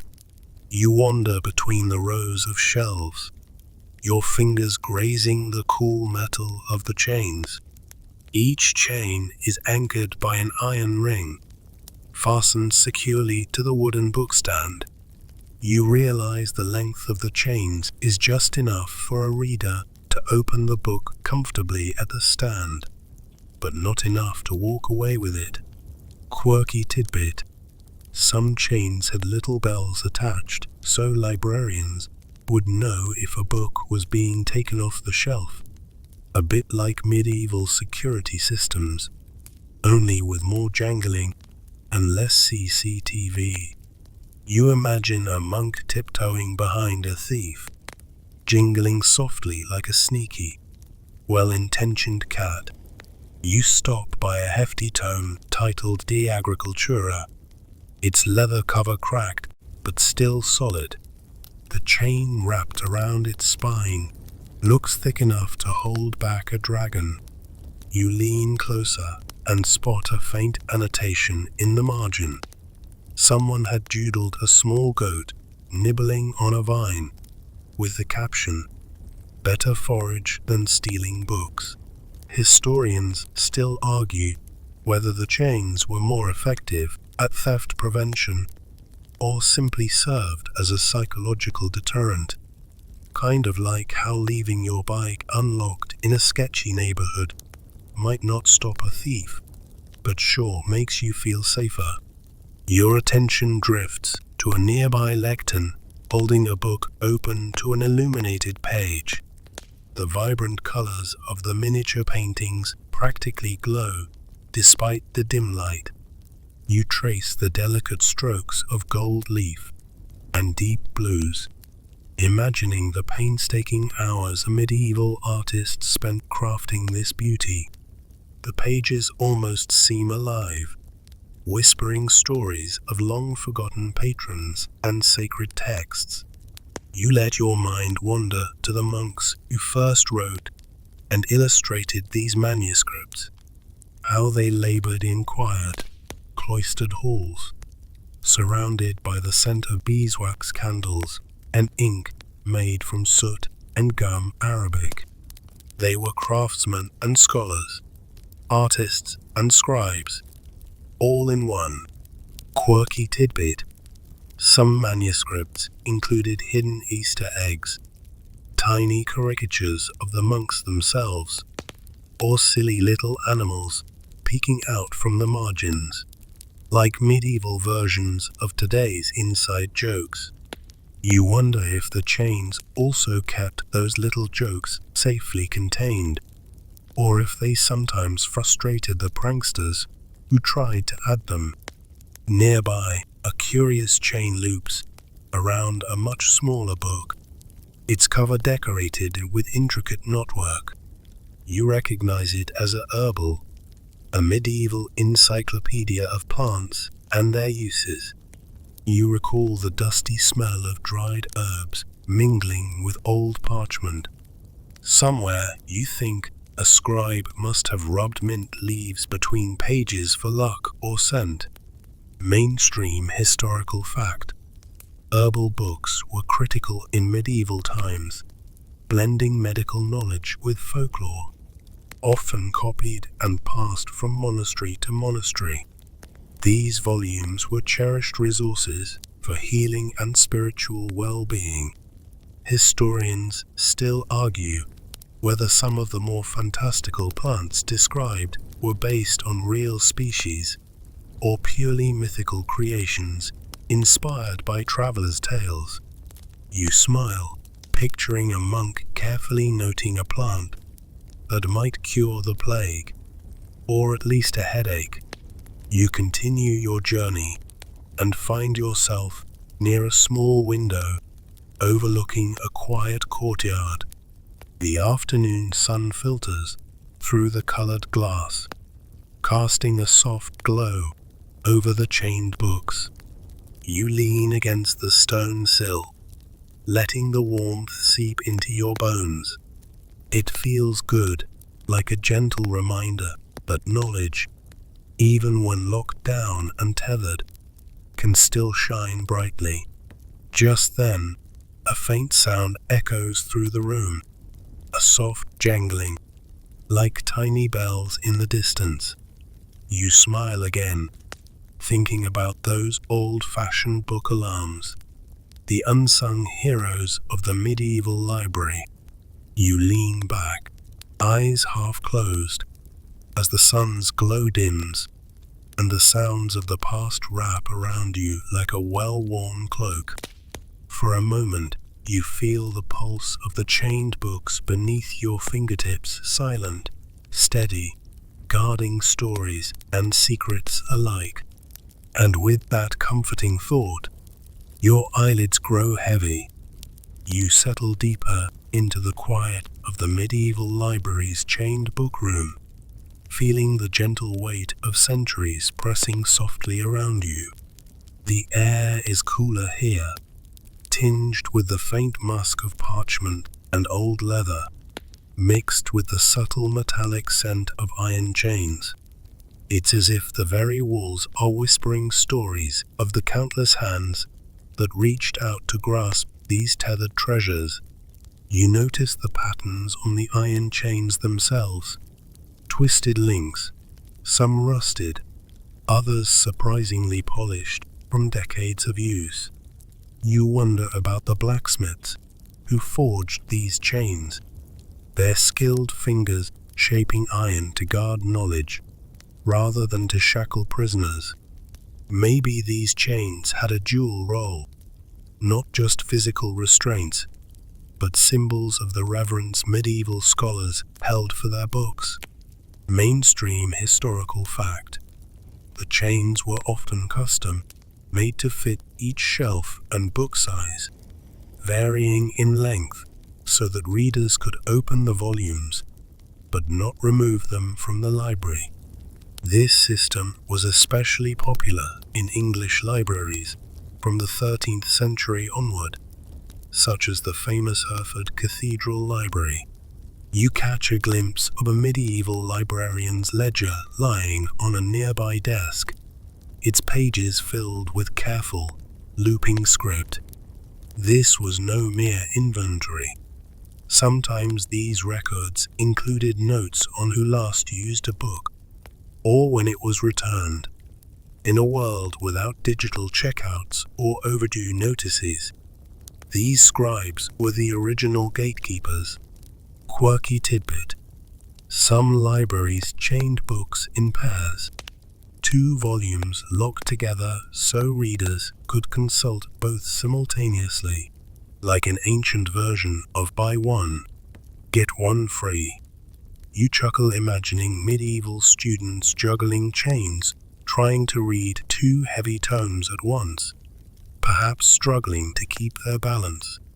You reach out and pick up a book chained nearby.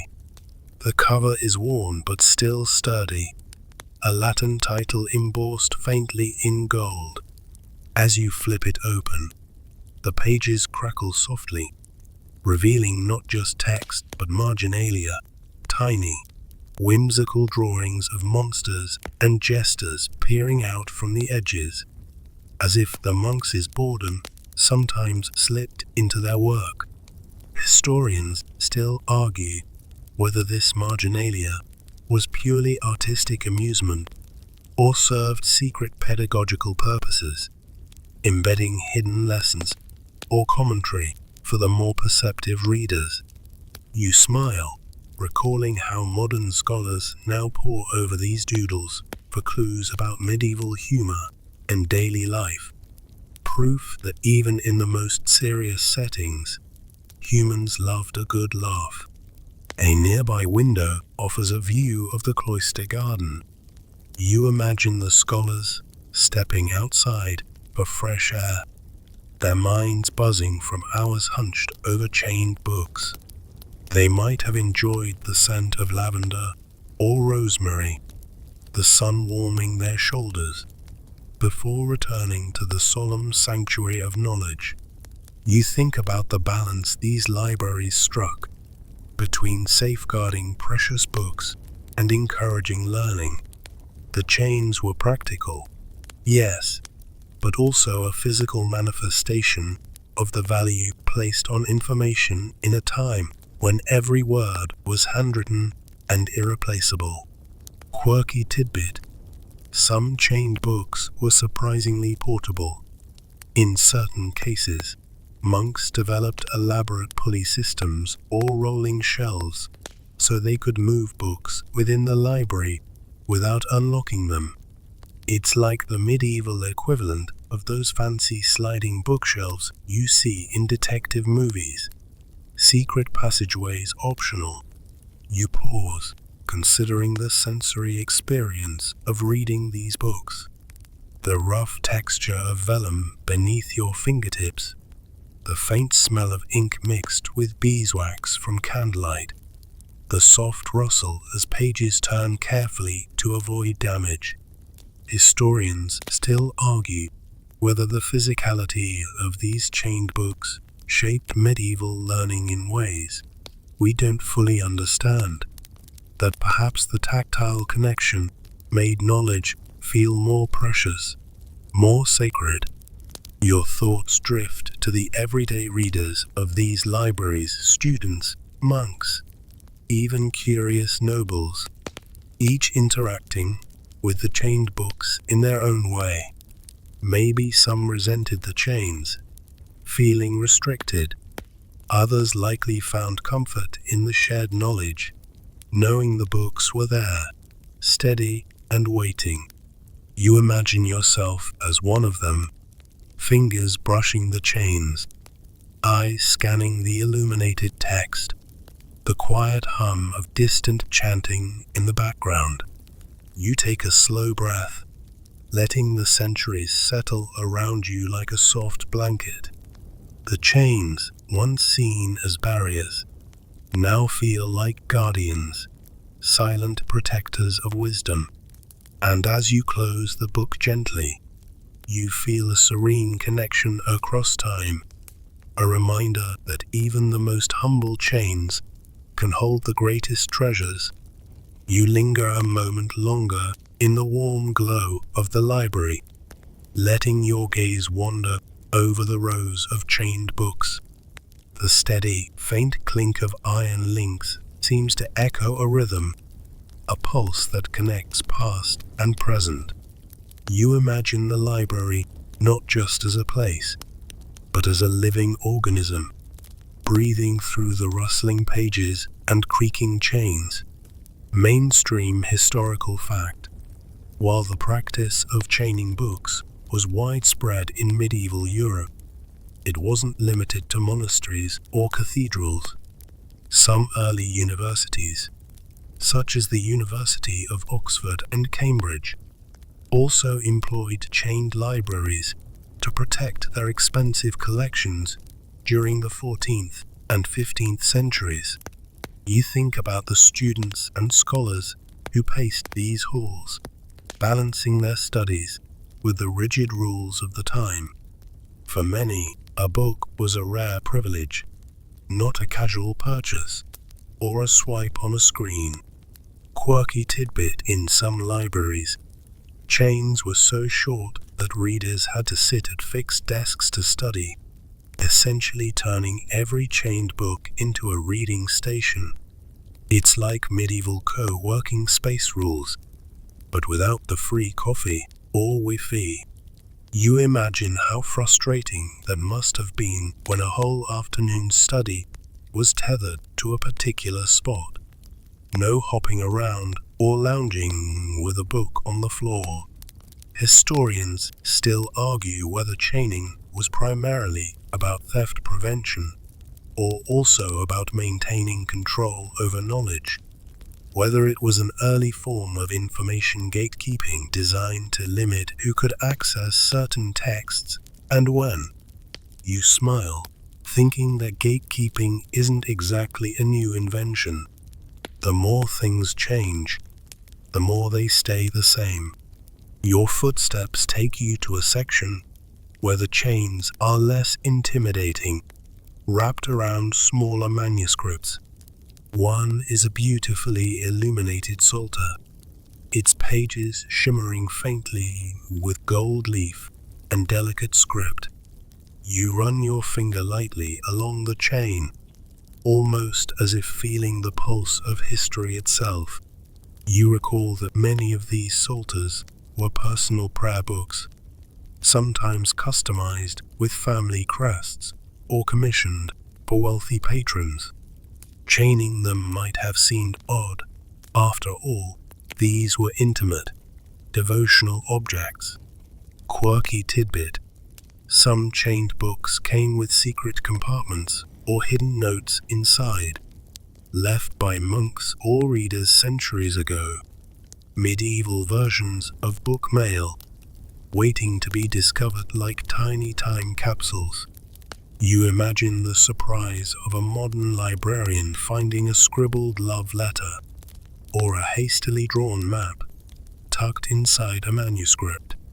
Historians still argue whether some of these marginal notes were intended as secret messages, coded instructions, or just playful doodles meant to amuse the scribe and the lucky reader. You let your mind drift to the physical experience again, the chill of the stone floors, the soft crackling of parchment as pages turn, the low murmur of voices in the distance. You imagine monks moving quietly between the shelves, their sandals barely making a sound, their eyes scanning rows of chained books like sentinels of knowledge. You wonder about the irony that these chains, which once limited physical access, ultimately helped preserve these volumes for us today. Without them, many books might have vanished into oblivion, lost to theft, neglect, or decay. Mainstream historical fact: many chained libraries have survived remarkably intact, their collections preserved thanks in part to the physical security those chains provided. You take a breath, imagining the delicate balance between restriction and preservation. The chains are not just metal links, but symbols of a complicated relationship between knowledge, power, and trust. You glance over at a faded inscription carved into a wooden shelf, almost worn away by time. It reads, "Guard well what is given, for it is the light in darkness." You close your eyes for a moment and imagine the countless hands that have reached for these books. The scholars, the monks, the curious visitors. You feel a gentle connection stretching across time and space.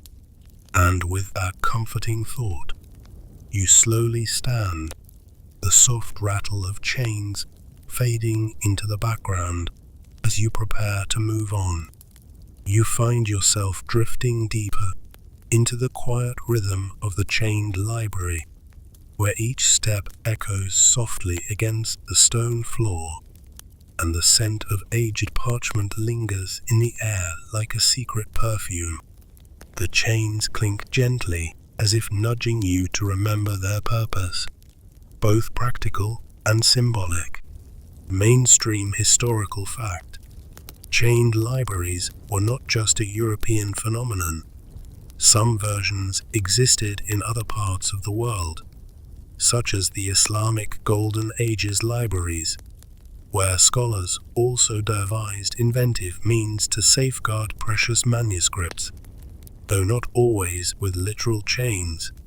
You muse on how these measures reflect a universal human desire to protect knowledge, whether through loss, guards, or, in this case, iron chains. Protecting the fruits of human curiosity was clearly a priority across cultures.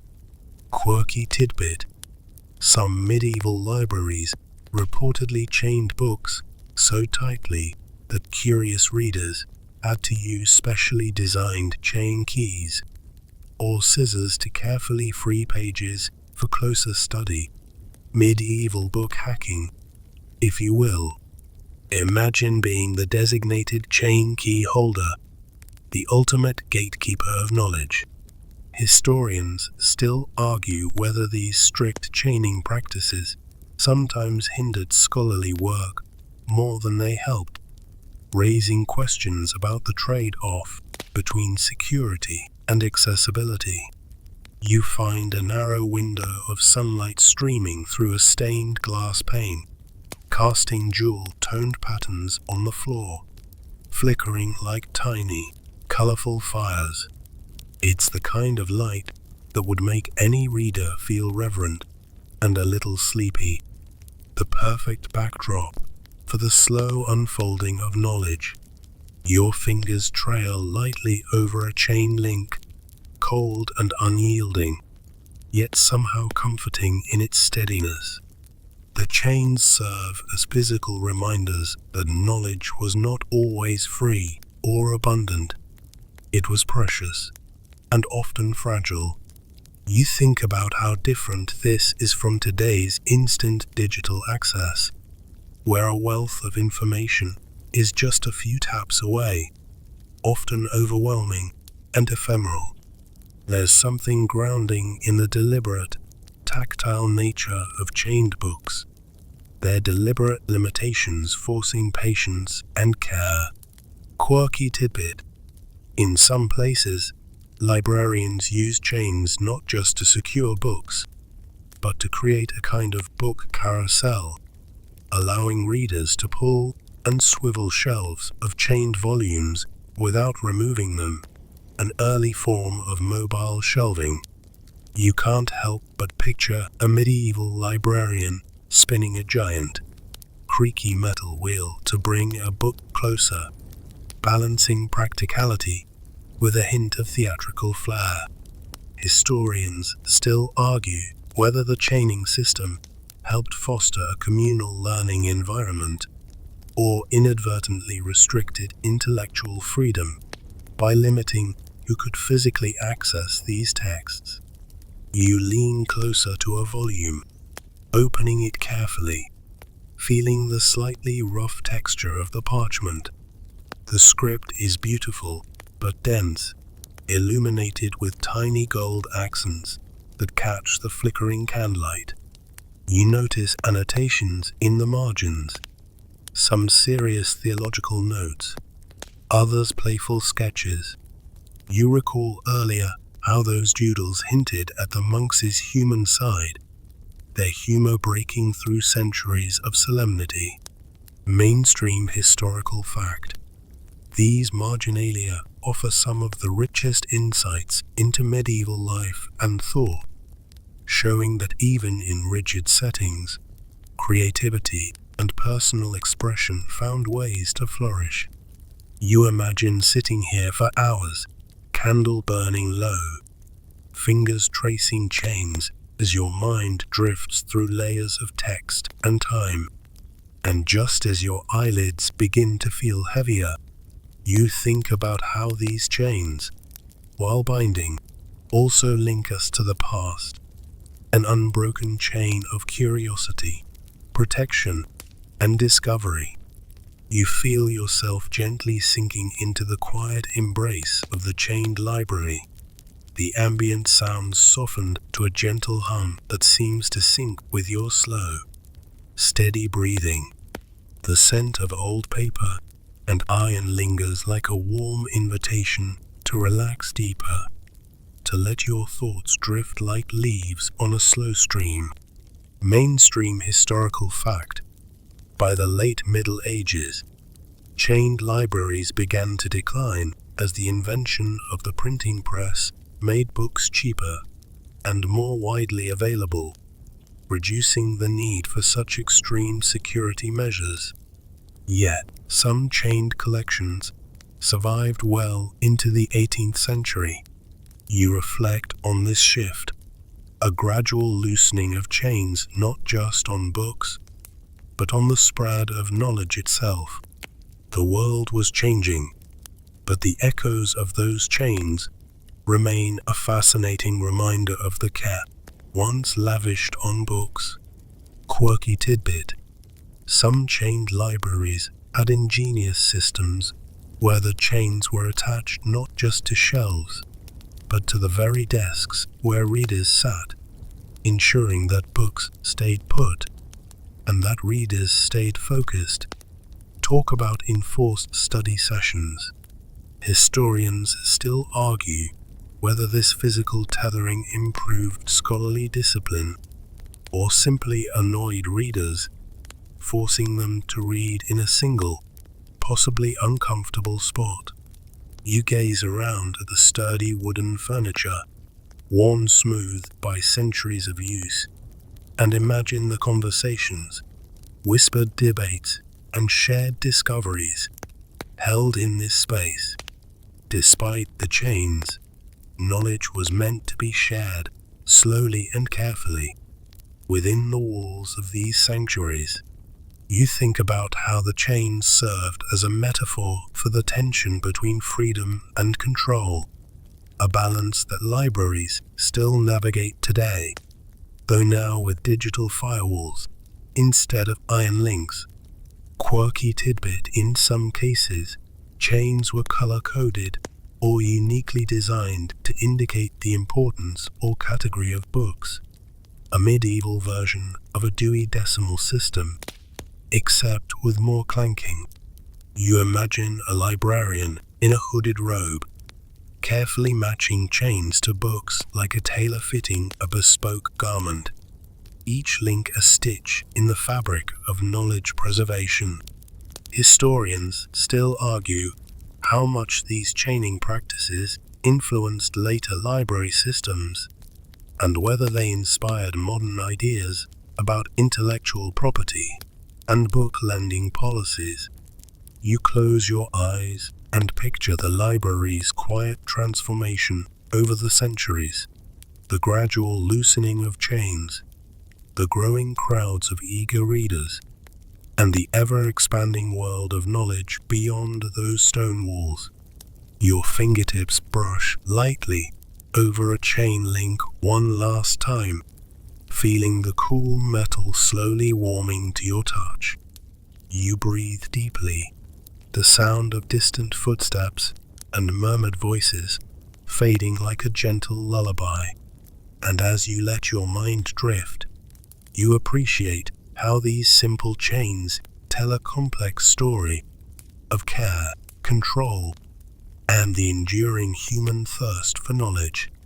The library's quiet settles deep around you now, like a thick, comforting blanket wrapping you in centuries of whispered secrets and guarded stories. The chains hang silently, their metal links still gleaming faintly, catching the soft glow of candlelight that flickers lazily.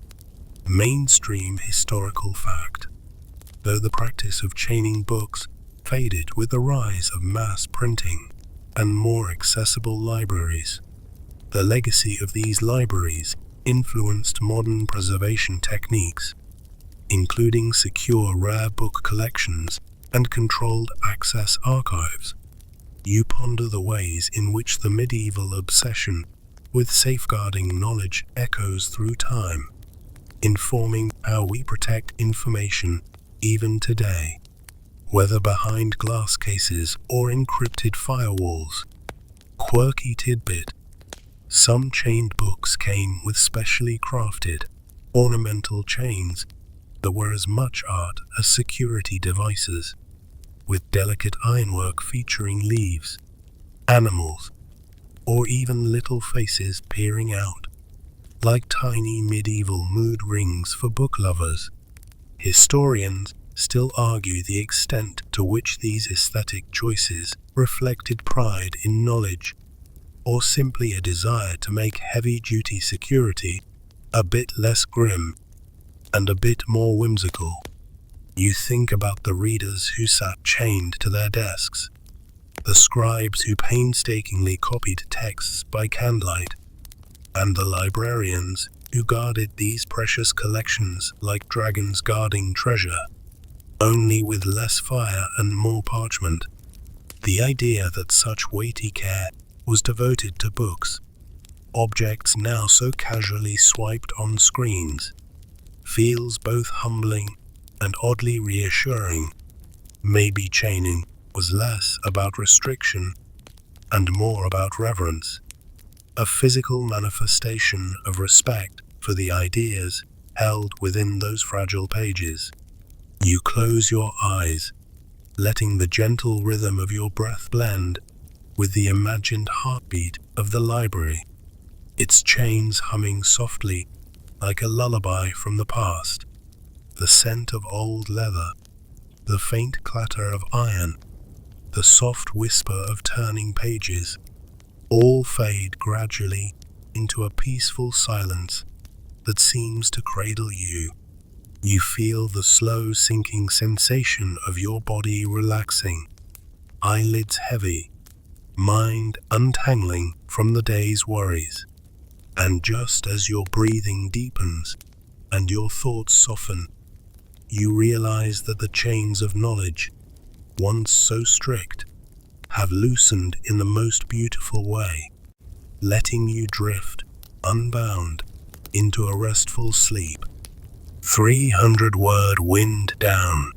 Now, as you lie back and let your body relax, imagine those chains fading away into the quiet shadows, leaving behind only the gentle echoes of stories and wisdom. The cold metal softens, becoming part of the quiet stillness that holds you. The books rest peacefully on their shelves, their pages whispering soft goodnights.